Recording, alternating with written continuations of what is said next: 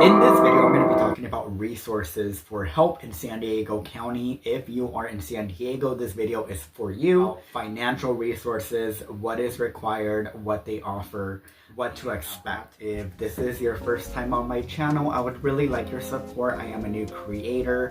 My goal is to hit 1,000 by the end of 2025. So if you are watching this in 2025, in January, I would love your support. A little bit about me. I used to work in research. I moved here. I had a really good job. I was making six figures. I was let go and I've been unemployed ever since. I've had a huge struggle trying to get back on my feet. I got to the point where I didn't know if I was going to be homeless or not, or where my food was going to come from. So if you are going through something similar, these are some of the programs that I went through. All right, so let's begin. So one of the things that people kept commenting was go to 211.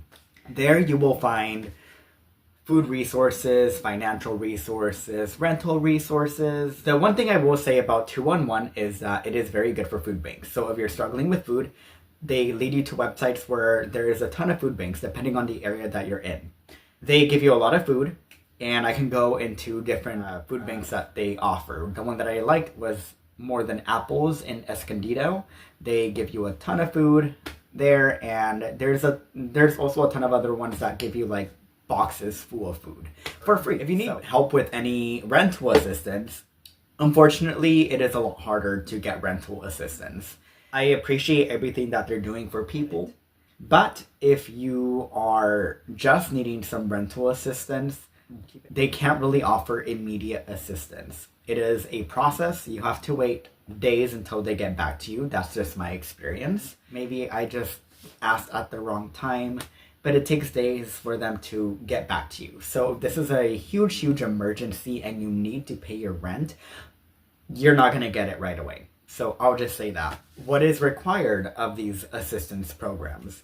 You need an eviction notice from your landlord. So if you don't have that, they will not help you. You have to be basically almost homeless for them to help you. If you are struggling with paying rent, you just have to figure it out on your own. There's no help unless you have an eviction notice. So I'm going to make that clear. Another program that people are going to mention is the Jewish Family Services. So this one is really big. They do a lot of charity work in San Diego County. They have done some amazing things. Again, they offer shelter, they offer food, rental assistance though, which is what I was struggling with. I had a roof over my head and I had food, but rental assistance, kind of similar. It's a very long process. They take days to even answer your phone call. My experience, it took 2 weeks for them to get back to me. You have to fill out a form. They pay 30% of your rent. Keep that in mind, it's only 30%. So if you are in a struggle, they can't give you the money quick.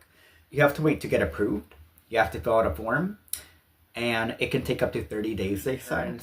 If you have Medi-Cal by chance, which is low income insurance, they offer social service workers for people that are struggling with rental assistance. So these are the qualifications for it. You also need an eviction notice.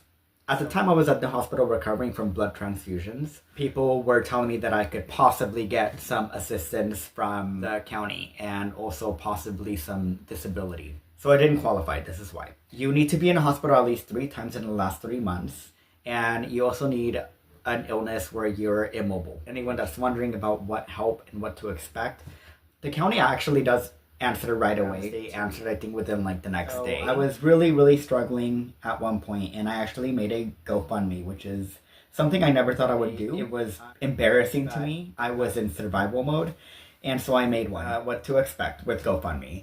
They take some percentage away from whatever donations you get. Also, if there's any issues with your GoFundMe, there is no phone number to reach them at. There's no customer service. And they tell you to leave an email in the chat. When you go to the website, there is a chat for GoFundMe. You have to leave an email to them, and they take up to 5 days just to respond. I was in a dire crisis, and my funds weren't getting to me. So I had to reach out to them, and no response until 5 days, and they don't have a phone number or any immediate answer. So it's horrible with communication. But if you do a fundraiser, just keep that in mind. GoFundMe doesn't have a phone number, and they are very hard to reach. And it took like a month to resolve my issue. So I did not have a good experience with GoFundMe. Other programs that are similar are Give a Hand, and they do have a phone number and customer service, and they don't take a percentage of your funding. So keep in mind that there's a lot of scammers out there. Let people know that your intentions are true. It's really hard when you're in a new city and you don't know anyone, and I completely understand. I think the app that worked for me the best was Nextdoor. Nextdoor was, everyone there was really kind. It may be different for different areas, but I had a good experience with them. I met a lot of great people and they ended up helping me. If you are going through Craigslist for any help, I think this is a really obvious answer, but there is a lot of scammers in Craigslist.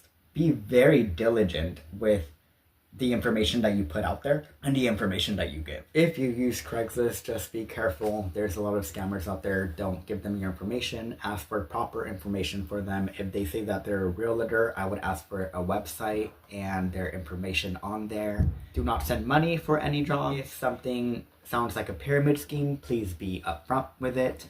You're gonna get a lot of people telling you to join their business. I had a lot of people try to make me join their business. I don't know why they thought that I would have money to join their program when I'm asking for money, but just be aware you're going to get those people. This video is just to help people out. I don't encourage people to ask for money if they have it. The job market is tough right now, and I'm gonna make another video about it. Just keep your head up.